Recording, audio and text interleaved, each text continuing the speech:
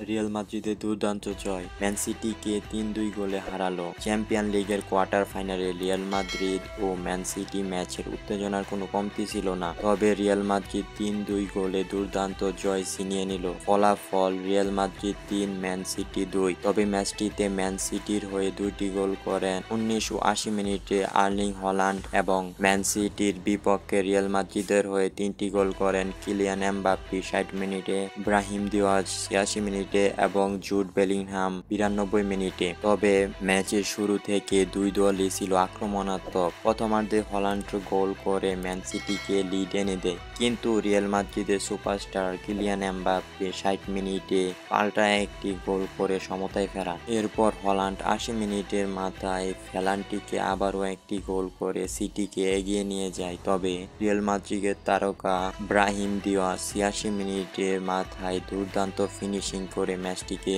২-২ সমতায় ফেরান। কিন্তু আসল খেলা তখনও বাকি ছিল। অতিরিক্ত টাইমে জুড বেলিংহাম চমৎকার একটি গোল করে রিয়াল মাদ্রিদকে ৩-২ ব্যবধানে জয় এনে দেন। এবং কমেন্টে আপনার মতামত জানান। ভিডিওটি ভালো লাগলে অবশ্যই লাইক দেন, বন্ধুদের সাথে শেয়ার করুন এবং আমাদের চ্যানেলটিকে সাবস্ক্রাইব করে সাথে থাকুন। ধন্যবাদ।